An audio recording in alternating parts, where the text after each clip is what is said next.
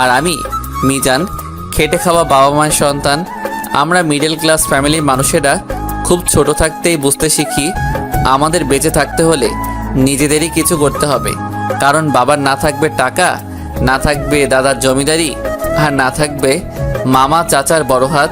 পড়ালেখাকে সম্বল করে গ্রাম ছেড়েছি। লেখাপড়ায় ভালো হওয়ার কারণে ঢাকা শহরে এমন ভালো একটা কলেজে পড়ালেখার সুযোগ পেয়েছি। কিন্তু দুঃখের কথা, আমার মতো 2-4টা ছাড়া সবাই ধনী, সবাই নামকরা পরিবারের সন্তান। ভর্তি হয়েছে অনেক দিন হলো। আমি প্রায় এখনও সবার কাছে আমি অপরিচিত, কারণ আমি ভালো ছাত্র হয়েও লাস্ট বেঞ্চে বসি। এখনকার শিক্ষকরা ছাত্রদের মাঝে ধনী গরিব খুঁজে বেড়ায়। মমও আমাকে চিনত না, কিন্তু আমি চিনতাম, কারণ এমন মেয়ে কম বেশি সবারই চিনার কথা। ও আমাকে চিনেছিল তখন, যখন কলেজে গ্রুপ স্টাডিভাবে পড়া শুরু করলো। আর ওই গ্রুপে লিডার ছিলাম আমি আর মমো, ওই গ্রুপের একজন। তখন টুকটাক কথা হতো, মেসেজ দিত, কথা হতো।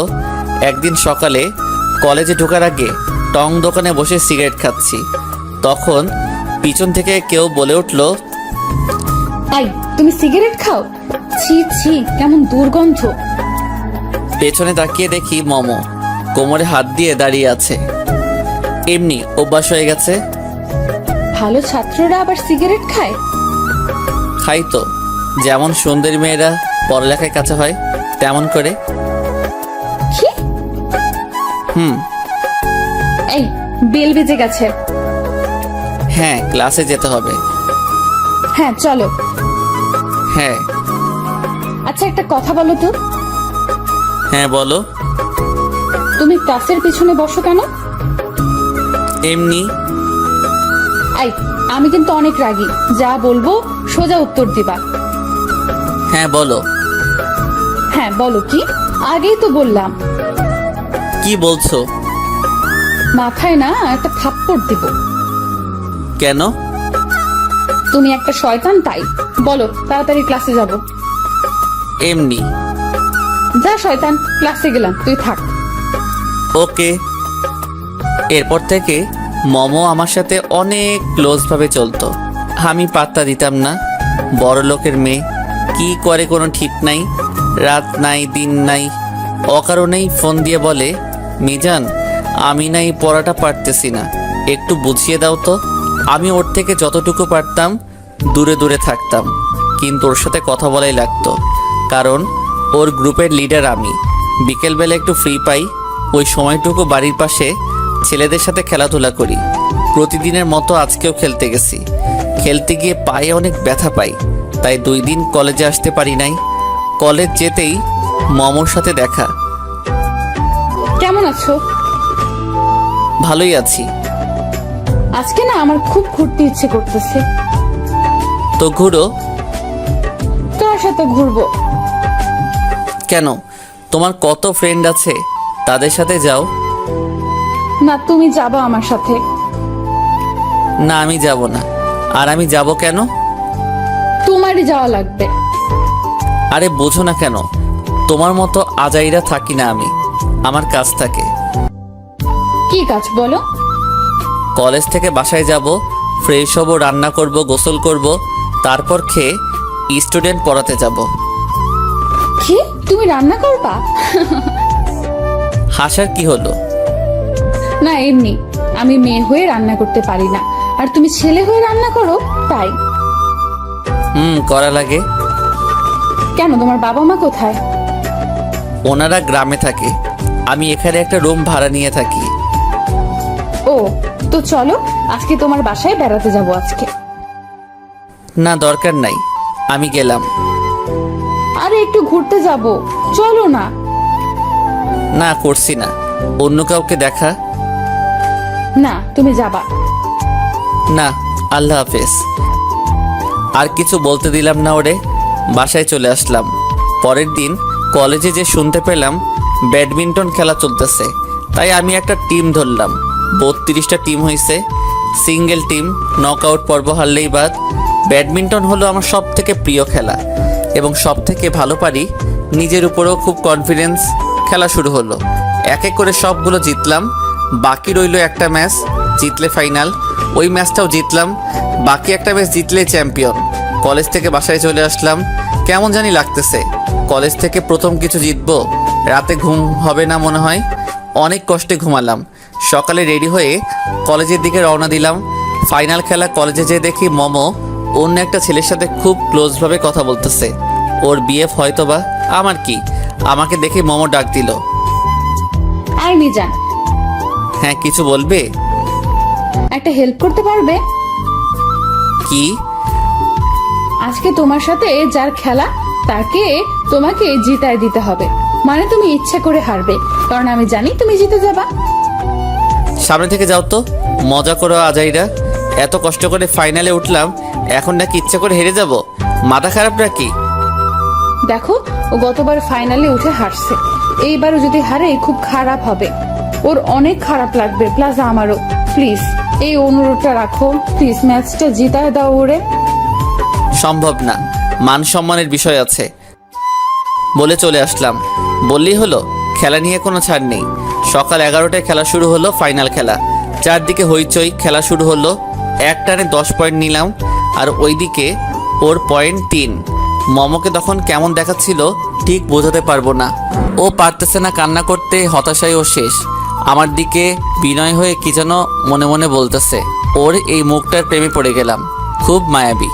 আর আমার বিপরীত যে ছেলে খেলতেছে সে তো ডিপ্রেশনে ভুগতেছে, টানা 2বার ফাইনালে হারবে। চারদিকে সবাই মিজান মিজান করে চিল্লাচিল্লি করতেছে। নিজের উপর কেমন জানি লাগতেছে, অপরাধী টাইপের। আমি হেরে গেলে তেমন কিছুই হবে না, কিন্তু ও হারলে জিনিসটা সত্যি খারাপ হবে। দুইটা মানুষের মন নষ্ট করে লাভ নেই। খেলাটা ছেড়ে দিলাম। ও একে একে পয়েন্ট তুলে ফেললো। ও জিতে গেল চারিদিকে। এখন ওই ছেলের নাম। আমার মনটা অনেক খারাপ হয়ে গেল। জিত আমারই ছিল, তারপর কেন এমন করলাম বুঝতেছি না। কারোর সাথে দেখা না, সোজা বাসায় চলে আসলাম। রাতে ফোন টিপতেছি, হঠাৎ করে একটা নাম্বার থেকে কল আসলো। হ্যালো, কে? হ্যালো, আমি মমো। বলো। ধন্যবাদ। ওকে। ও আমার ছোট ভাই, ইন্টারে পড়ে। আগের বার ও ফাইনালে হারছে, তাই এবার তোমাকে রিকোয়েস্ট করলাম। ও অনেক খুশি হয়েছে। ওকে। তা দেখা না করে চলে আসলা কেন? তোমাকে কত খুঁজেছি জানো? আমাকে খোঁজার কি আছে? যা পাওয়ার তো পেয়ে গেছো। এত বেশি কথা বলো কেন? তোমার মনটা খারাপ ছিল, ভালো করে দিতাম। ও অনেক রাত হইছে, ঘুমাও। কেন, আরেকটু কথা বলি? না, ঘুমাবো। আচ্ছা, কালকে দেখা হচ্ছে, ঘুমাও। টাটা। সকালে কলেজে গেলাম, ক্যাম্পাস দিয়ে হাঁটতেছি, তখন রিয়া ডাক দিল। রিয়া হলো মমর সব থেকে ক্লোজ ফ্রেন্ড। মিজান, একটু দাঁড়াও। হ্যাঁ, কিছু বলবে? হ্যাঁ, তোমাকে কিছু কথা বলার ছিল। বলো। দেখো, মম কিন্তু তোমাকে ভালোবেসে ফেলেছে। মজা করো? আমাকে ভালোবাসে কেমনে? আমি কই আর ও কই? আমি তোমার সাথে ফান করার জন্য ডাক দেই নাই, শুধু এইটুকু বলার ছিল, মম তোমাকে ভালোবাসে। ওর থেকে সাবধানে থেকো। ও খুব রাগী মেয়ে, কখন কি করে বসে কোনো খেয়াল রাখে না। জানি না কিছু, আমি এইসবের ভিতর নাই। ওরে বইলো আমার সাথে কম যোগাযোগ করতে। তারপর ওখান থেকে চলে আসলাম। এখন যতটুকু পারি ওর থেকে দূরে দূরে থাকি। দেশের কি ছেলের অভাব পড়ছে নাকি যে আমার পিছে লাগছে? আমার কি আছে, কিছুদিন আর তেমন কথা হয় নাই। এর মধ্যে আমার কিছু মেয়ে বন্ধু হয়ে গেছে। ওদের সাথে যখন কথা বলতাম তখন মমো কেমন জানি দেখাতো। আমার কি যায় আসে? বড় লোকের মেয়ে, কয়দিন পর আমাকে আর ভালো লাগবে না, পরে ছুঁড়ে ফেলে দিবে। কলেজে লম্বা একটা বন্ধ দিল। সবাই বলতেছে কোথায় ঘুরতে যাবে, টাকা লাগবে 1000 টাকা, ঘুরতে গিয়ে খাওয়া দাওয়া নিজের। কিন্তু আমি যাব না বলে দিলাম, কারণ আমার হাতে ওই সময় কোনো টাকা ছিল না, আর ঘুরতে গেলে এমনিতেও অনেক খরচ, তাই আমি যেতে পারবো না। সকালে রিয়ান আমাকে অনেকগুলো কল করছে, কিন্তু একটাও ধরি নাই। কলেজের একটা বন্ধু আছে যে কিনা আমার সব কিছুতে সাহায্য করে, ও হলো রিয়ান। ফোন ধরলে বলবে টাকা যা লাগবে আমি দিব, আয় তুই। কিন্তু আমি পরের অপর দিয়ে চলতে চাই না। হঠাৎ করে দরজাকেও ধাক্কা দিল। দরজা খুললাম, তাকিয়ে দেখি মমো নীল শাড়ি পরে দাঁড়িয়ে আছে। মেয়েটাকে শাড়িতে এত সুন্দর দেখাবে কখনো ভাবিনি। মমোকে কিছু বলতে যাব, তখনই ও রুমে ঢুকে দরজা লাগিয়ে দিল। আরে কি করতেছে এইসব? কিছু না। কি কিছু না? তুমি এখানে কেন? বাসা চিনছো কেমনে? আর দরজা লাগাইছো কেন? রিয়া চেনাইছে। তো এখানে আসছো কেন? বুঝো না? না, ভাল লাগে না আমারে। এখানে ভালো লাগা আসলো কই থেকে? না, তুমি বলো ভালো লাগে আমাকে? তোমার মতো সুন্দর মেয়েকে সবারই ভালো লাগবে। মানে? তুমি তো কলেজের ক্রাশ, সবাই তোমার দিকে হা করে তাকিয়ে থাকে। ও এখান থেকে যাও এখন। না, তোমার সাথে থাকবো। এখন রান্না করব। তোমার মাথা পুরাই গেছে, তোমার জন্য আমাকে বাড়ি থেকে বের করে দিবে। সমস্যা নাই, আমার বাসায় থাকবা, অনেক রুম খালি আছে।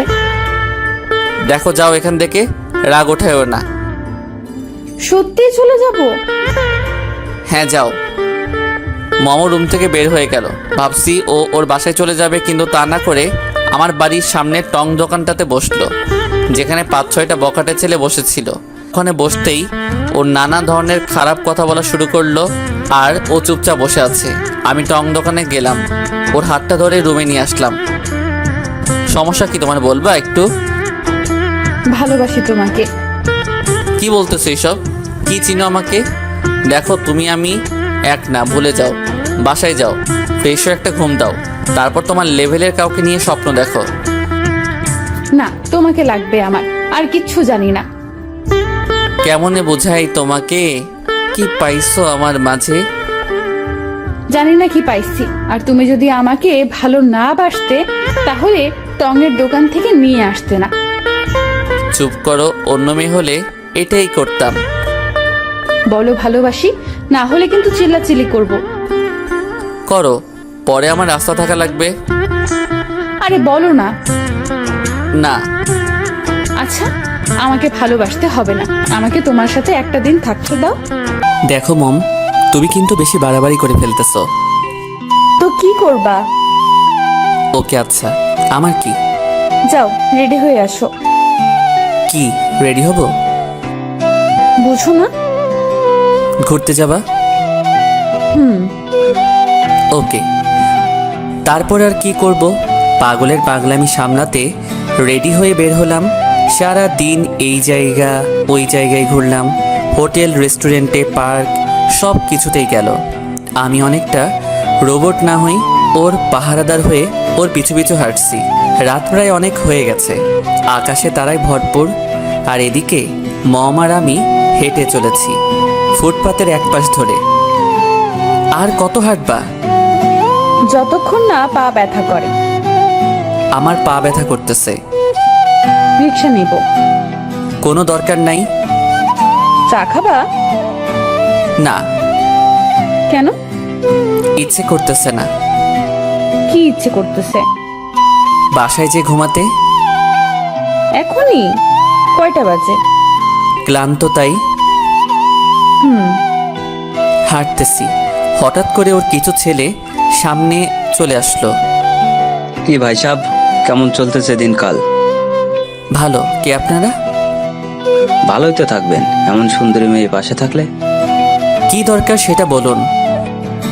দরকার কি বুঝেন না? এত রাতে মেয়ে নিয়ে ঘুরবেন, আর আমরা এমনি ছেড়ে দিব? মানে? মানে কিছু না, মেয়েটাকে ছেড়ে দেন আর ভালো মতো এখান থেকে চলে যান। এই, আমাকে চিনেন না কিন্তু। শুধু একটা ফোন দিব, তারপর এখানে একটাকেও খুঁজে পাওয়া যাবে না। ও তাই নাকি? দেন ফোন, আপনার ফ্যামিলিও জানুক আপনারা রাতে কি করে বেড়ান। কি করি মানে? আমরা স্বামী স্ত্রী, এখানে সমস্যা কোথায়? স্বামী স্ত্রী মানে? মাথা ঠিক আছে? চুপ। এই চল তো এই দুটাকে নিয়ে, ওদের মাঝে ঘাবলা আছে। খুব রাগ উঠতেছে মমর উপরে। সারাদিন তো ঘুরলি, এত রাতেও ঘুরতে হবে? ওদের সাথে হাঁটতে লাগলাম। হঠাৎ করে একটা 2তলা বিল্ডিংয়ে নিচে দাঁড়ালাম, তারপর একটা রুমে নিয়ে গেল। 10 মিনিট হলো আমি আর মমো একটা রুমে বসে আছি। কিছুক্ষণ পর ওরা আসলো, সাথে একজন হুজুর টাইপের লোক নিয়ে। কিন্তু হুজুর টাইপের লোক এখানে কি করবে সেটাই বুঝতে পারছি না। নেন, এখন ওদের বিয়ে পড়ান। কার বিয়ে?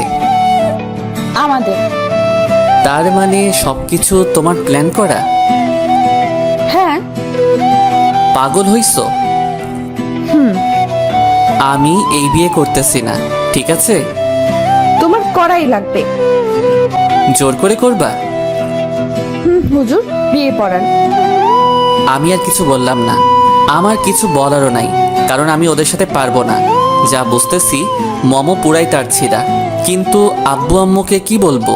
ওদের কাছ থেকে অনেকটা পালাই আসতে চেষ্টা করলাম, কিন্তু পারলাম না। খুব করে ধরে ফেললো, কিছু করার নাই এখন। তারপর আর কি, বিয়ে হয়ে গেছে, রাস্তা দিয়ে হাঁটতেছি দুইজন। জোর করে বিয়ে করতে পারছো, কিন্তু কখনো ভালোবাসা পাবা না। ওইটা নিয়ে তোমার চিন্তা করা লাগবে না, আমার ভালোবাসা আমি ঠিকই আদায় করে নিব। ওকে। তারপরে একটা সিগারেট ধরালাম। এখন থেকে এসব খাওয়া বাদ, এখনই ফালাও। কে তুমি? তোমার বউ। কাগজ কলমে মন থেকে নয়, এরপর থেকে আমার পার্সোনাল লাইফ নিয়ে কিছু বলবে না। কিছুক্ষণ পর, প্লিজ ফালাও না। না। মমো আমার শার্টের কলার ধরে। তুই ফালাবি নাকি চিল্লায় লোক জড়ো করব? আমি সিগারেট ফেলে দিয়ে, এই জন্যই তোমাকে কখনো ভালোবাসবো না। মমো আবারও চুপ। তারপর কিছুক্ষণ চুপ থেকে দুইজন হাঁটতে লাগলাম। বাসায় যাও। কার বাসায়? তোমার বাসা। তোমার বাসায় যাব। মানে?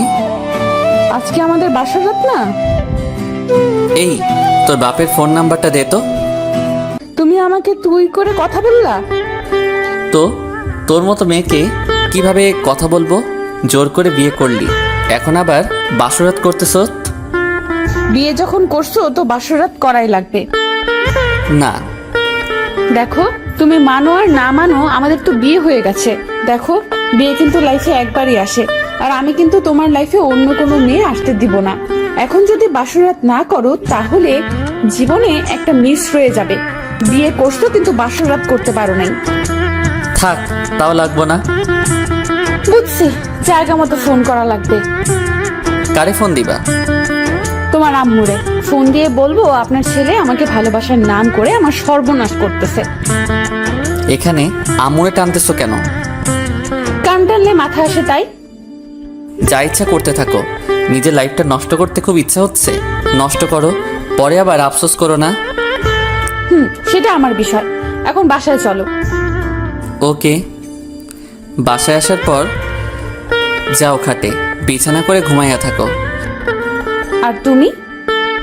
নিচে না হয় বারান্দায় থাকবো। আজকের দিনটা অন্তত একসাথে ঘুমাই। না। আচ্ছা।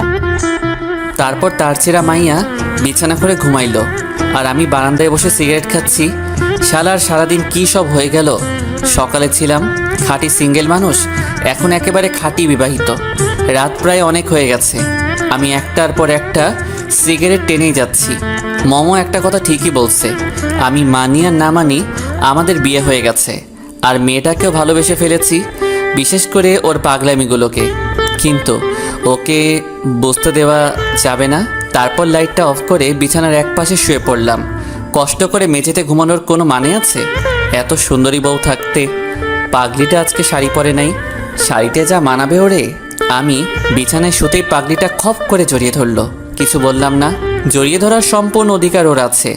তারপর কখন ঘুমাইয়া পড়ছি খেয়ালই নাই। সকালে ঘুম ভাঙে মমর ডাকে। আই ওঠো না। উঠতেছি, যাও, আর একটু ঘুমাতে দাও।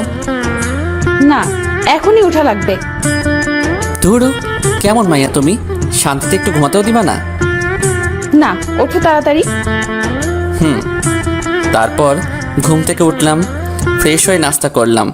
নাস্তা ওই বানাইছিল। আচ্ছা, তুমি যেমন পাকনামি করলা, তোমার ফ্যামিলি জানলে কি করবে? জানি না। তো এমন করলা কেন? ভালোবাসি। তো বিয়ে করার কি দরকার ছিল? তোমার লেখাপড়া শেষ করতে আরো 6 থেকে 7 বছর, তারপর চাকরি, তারপর বিয়ে। কোথায় দরকার আছে এতদিন ওয়েট করার? তাই আগেই করে ফেললাম। তাই বলে এইভাবে? আমার ফ্যামিলি জানলে কি হবে? কত স্বপ্ন দেখে আমাকে নিয়ে। আম্মু জানলে বলবে পাঠালাম পড়ালেখার জন্য, আর তুই বিয়ে করে বউ নিয়ে আসলি। খুব মজা হবে। আমার লাইফটা নষ্ট করার কোনো দরকার ছিল? তোমার পরিবারের সবাই জানে ওনাদের সম্মতি নিয়েই বিয়ে করছি। আমাকে যতটা তারসিরা ভাবো আমি ততটাও না, একটু হলেও বুদ্ধি আছে। তারপর ওনারা কি বলছে? সেটা তোমার জানার কোনো দরকার নেই। ওকে, কলেজ যাব। আমিও যাব। ওকে, রেডি হয়ে আসো। তারপর একসাথে কলেজে গেলাম। কলেজে গিয়ে মনটা খারাপ হয়ে গেল যখন দেখলাম মমো অন্য সব ছেলেদের সাথে আড্ডা দিতেছে, এমন করতেছে যে আমাকে চিনেই না। মনটা পুরা খারাপ হয়ে গেল। তাই অর্ধেক কলেজ করে বাসায় চলে আসলাম। বাসায় এসে ফ্রেশ হয়ে দিলাম এক ঘুম ভাঙলো আসরের আজানের শব্দ শুনে। বিছানার উল্টা দিকে তাকিয়ে দেখি মমো শুয়ে আছে। ওরে দেখি কলেজের কথা মনে পড়ে গেল। তারপর ওকে ডাক না দিয়েই ঘুম থেকে উঠলাম। ফ্রেশ হয়ে বাইরে ঘুরে সন্ধ্যায় আবার বাসায় আসলাম। কই ছিলা? ডাক দিল না কেন? এমনি। ওকে। হুম। খাইছো দুপুরে? না। কেন? চুপ থাকো একটু, রেডি হও, তোমার বাবার বাসায় দিয়ে আসবো। না। কেন? বাসায় সবাই বেড়াতে গেছে, 15 দিন পর চলে আসবে। তো তোমাকে একা রেখে গেছে? না, আম্মুরে বলছি আমার পরীক্ষা, আমি যেতে পারবো না। আম্মুরা জানে এখন আমি আমার ফ্রেন্ডের বাসায় থাকি। মানে 15 দিন তুমি আমার বাসায় থাকবা? বুঝছো দেখি। যা ভালো লাগে করো, কিছু বলবো না। পরের দিন আর কলেজে গেলাম না, কারণ কলেজে গিয়ে আবার দেখি ও ছেলেদের সাথে আড্ডা দিতেছে। দরকার কি শুধু শুধু নিজেকে কষ্ট দেওয়ার? এই 15 দিন কলেজে না গেলে কিছু হবে না। রাতে রিয়ান ফোন করলো। কিরে, কলেজে আসোস না কেন? এমনি রে। বিয়ে করলি, টিডডিবি কবে?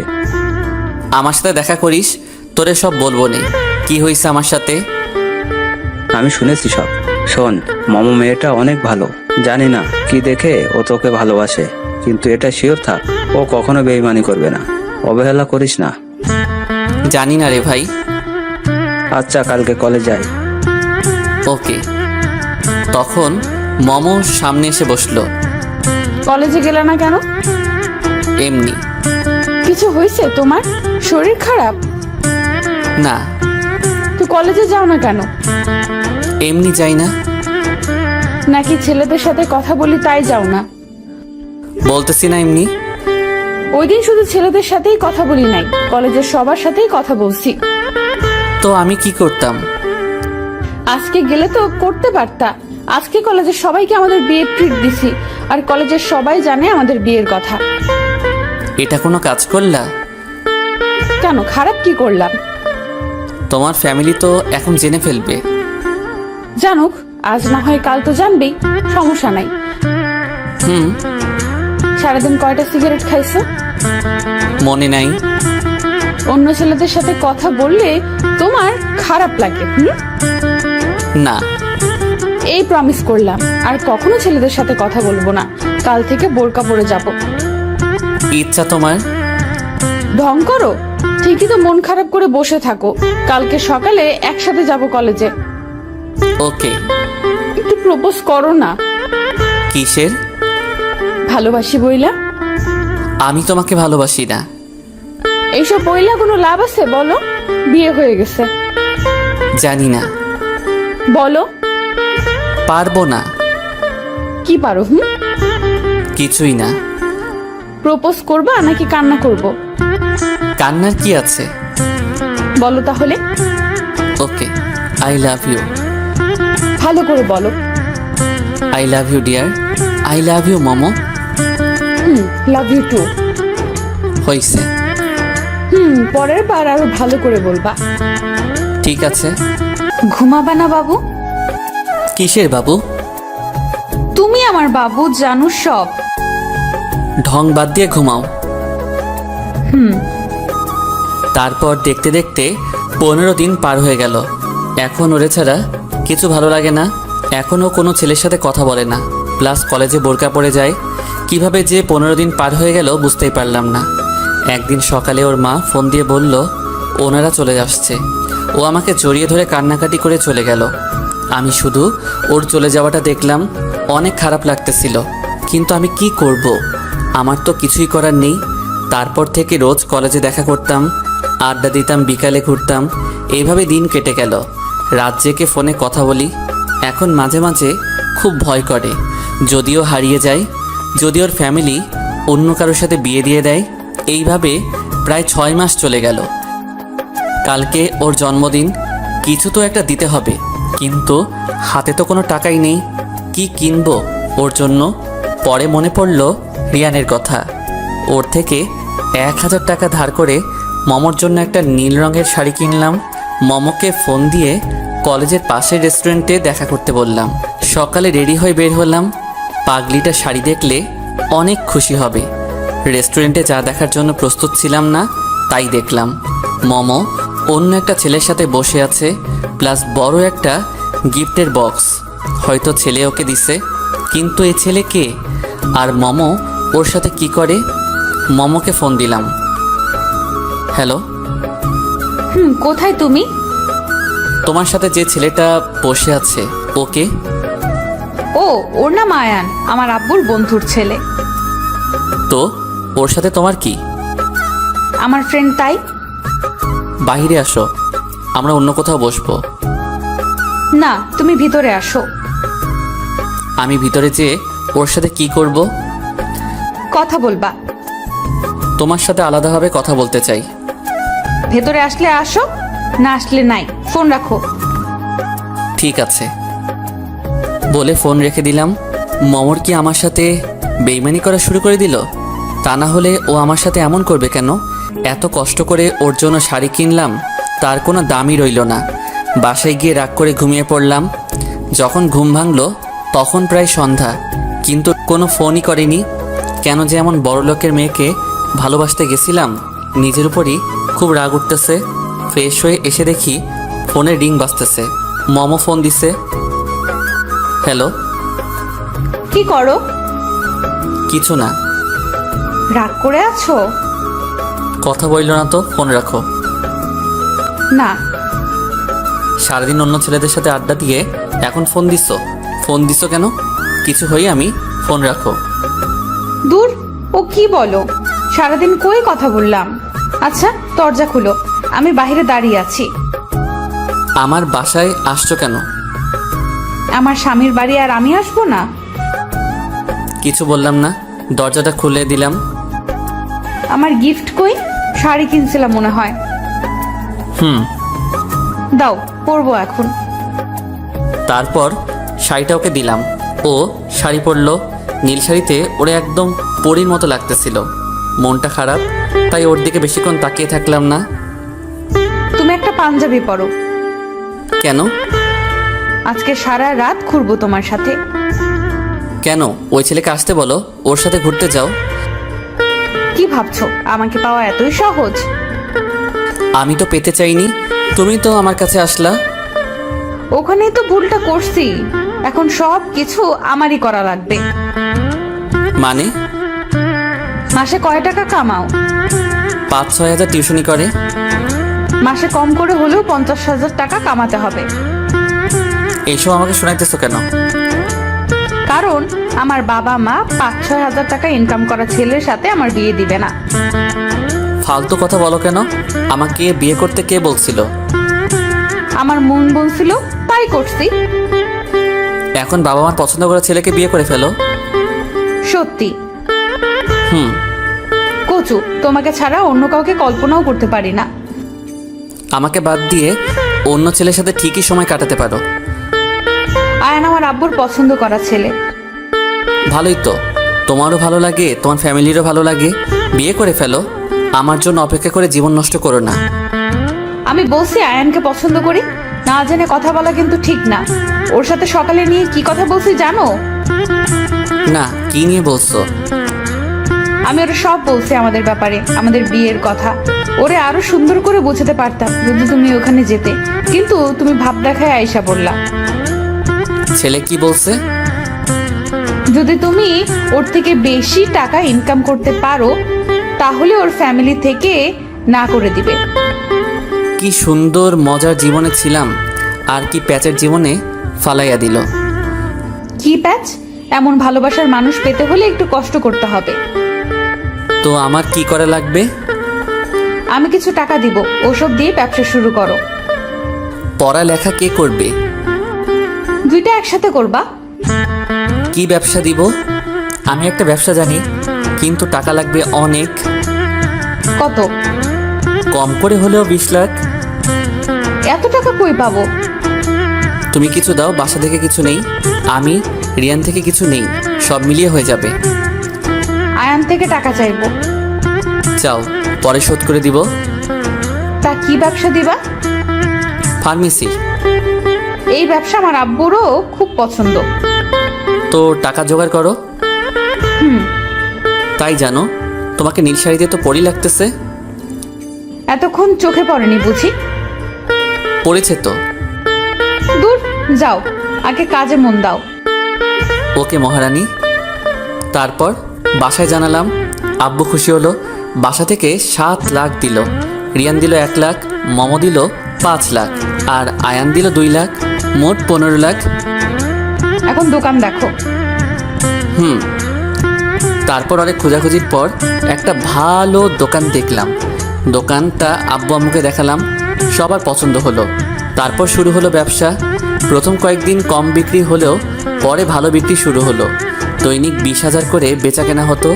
মমো ওর সবটুকু দিয়ে আমাকে সাপোর্ট করত। দোকানের প্রায় 1 বছর হয়ে গেল। এখন দোকানে টোটাল বিনিয়োগ 30 লাখ টাকা।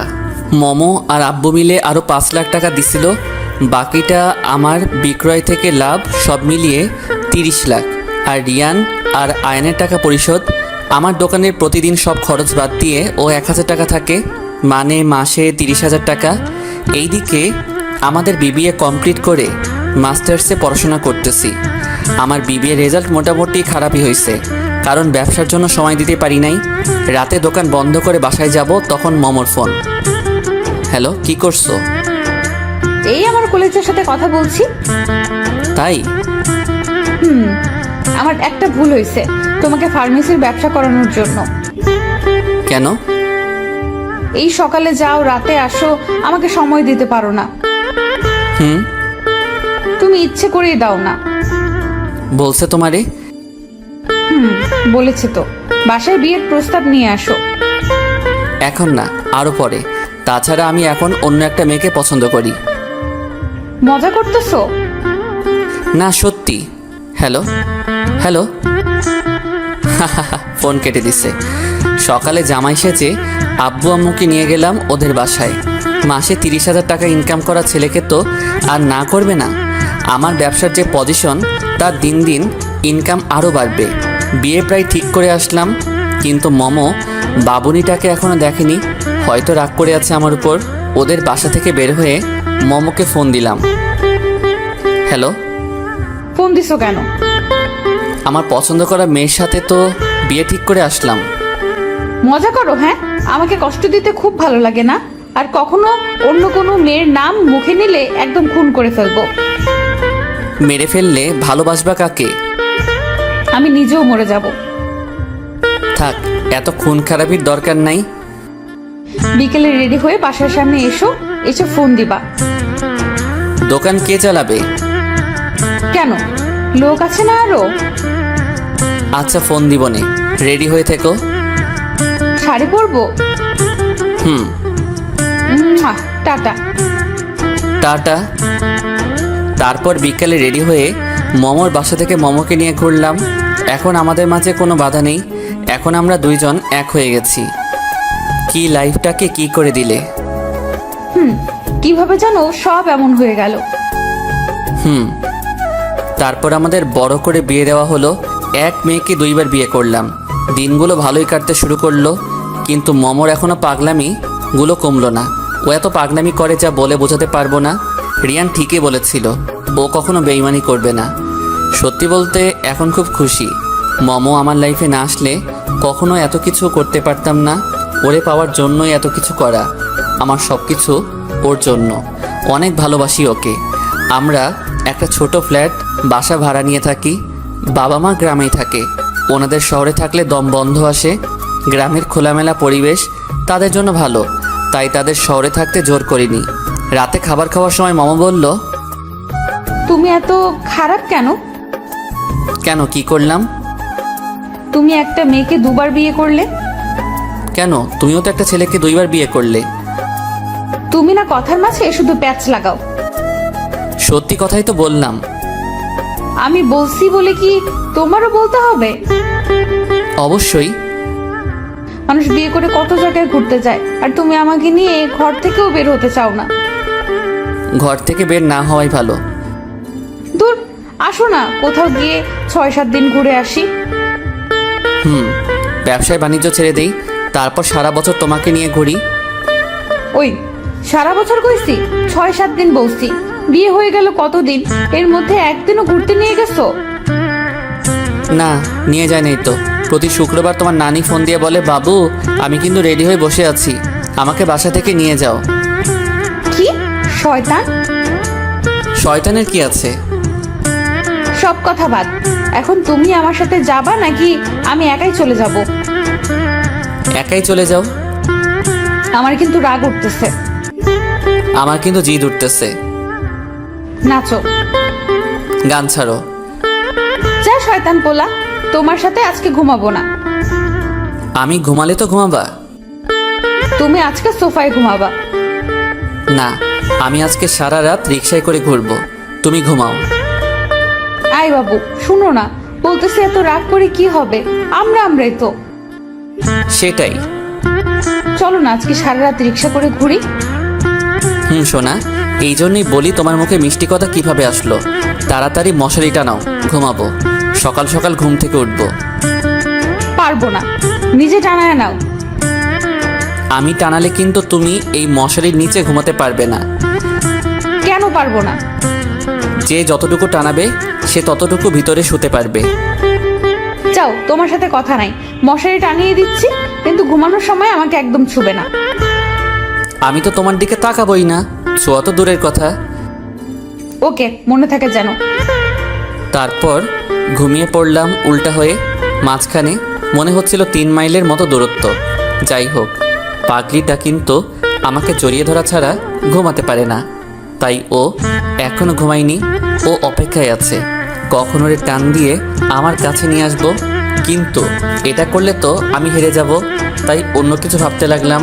হঠাৎ করে মাথায় ভালো একটা বুদ্ধি চলে আসলো। ফোনে ভূতের টাইপের সাউন্ড অ্যালার্ম বানিয়ে রাখলাম। তখন রাত 11টা 23 মিনিট। অ্যালার্ম দিলাম 11টা 25-এ 5 মিনিট বাজবে। সাউন্ডটা একদম কম করে দিলাম যাতে বুঝতে পারে শব্দটা অনেক দূর থেকে আসছে। 2 মিনিট পর অ্যালার্মটা বাজতে শুরু করলো। ও একটু নড়ে চড়েও শুলো। যখন দেখলো শব্দ থামছে না, তখন আমার কাছাকাছি চলে আসলো। হঠাৎ করে আমাকে জড়িয়ে ধরে ফেললো। এত ঢং করার কি আছে? কিসের ঢং? ঢং তো মেয়েরা করে।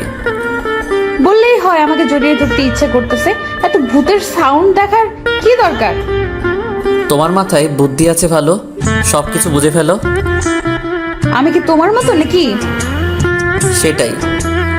বলো না কবে যাবা লং জার্নিতে? পরের সপ্তাহে যাই। পাক্কা? হুম। আচ্ছা এখন ঘুমায় পড়ো। সকাল হলো, সব কিছু গুছিয়ে নিলাম। কালকে সিলেট যাব। দোকান কর্মচারীদের হাতে বুঝিয়ে দিতে অনেক রাত হয়ে গেল। কালকে সকাল সকাল রওনা দিব, তাই রাতে এসে তাড়াতাড়ি ফ্রেশ হয়ে খাওয়া দাওয়া করে শুয়ে পড়লাম। তখন মমো বলতে শুরু করলো, ওই ঘুমায় গেছো? কেন? ঘুমায় গেলে আবার কথা বলো কিভাবে? এটা নতুন স্টাইল। এই শোনো না। হ্যাঁ বলো না। ফাইজলামি করতেছো? কই, তুমি ফাইজলামি করার মতো কিছু বলছো নাকি? চুপ, এখন আমার ছাদে যেতে ইচ্ছে করতেছে। যাও, পেতনি টেতনি বসে আছে ধরবো নে।